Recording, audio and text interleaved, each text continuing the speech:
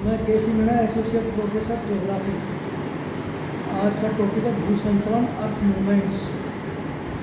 Earth movement के बारे में बताया कि अर्थ मूवमेंट नहीं होते हैं, लेकिन ये गलत है। परिवर्तन प्रकृति का नियम है। पृथ्वी के ऊपर परिवर्तन होते रहते हैं, और ये जो परिवर्तन होते हैं ये दो तरह के बलों के द्वारा ये परिवर्तन होते हैं। एक अंतर्जात बल होता है और एक बहिर्जात बल होता है।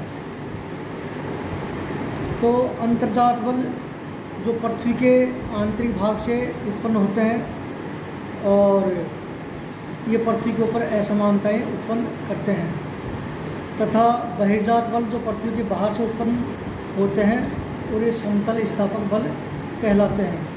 तो इस तरह से पृथ्वी में दीर्घकालीन और आकस्मिक संचलन होती हैं। दीर्घकालीन संचलन में ये बल जो दीर्घकालीन संचलन होता है ये धीरे धीरे कार्य करते हैं, और ये इनका प्रभाव हजारों वर्षों के बाद में पृथ्वी के ऊपर परिलक्षित होता है।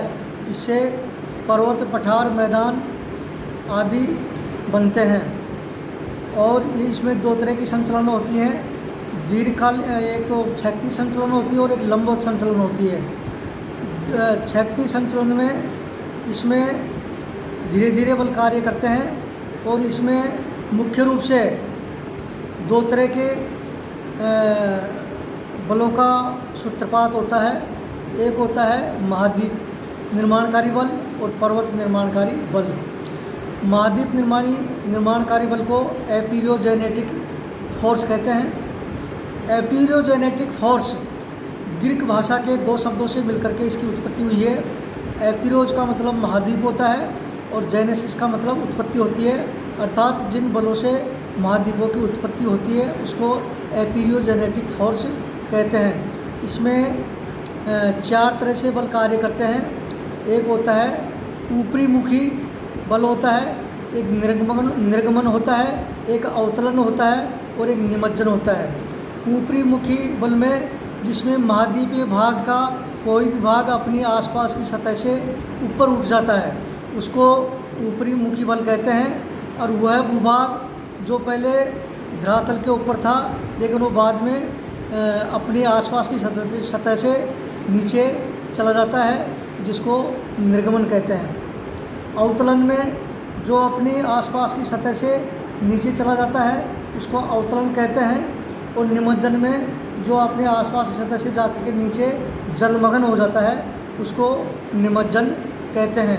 ओरोजेनेटिक फोर्स ग्रीक भाषा के दो शब्दों से मिलकर के इसकी उत्पत्ति हुई है। ओरोज प्लस जेनेसिस। ओरोज का मतलब होता है पर्वत और जेनेसिस का मतलब होता है उत्पत्ति, अर्थात जिन बलों के द्वारा पर्वतों का निर्माण होता है। इसमें दो तरह से बल कार्य करता है। एक होता है तनाव मूलक बल और एक होता है संपीड़नात्मक बल। तनाव मूलक बल में बल विपरीत दिशाओं में कार्य करता है। इससे धरातल में भ्रंशन, चटकन और दरारें पड़ जाती हैं। और संपीड़नात्मक जो बल होता है ये बल आमने सामने कार्य करता है। इसमें वलन, उत्सवलन और असवलन पड़ जाते हैं, और आगे का टॉपिक कल पढ़ाएंगे।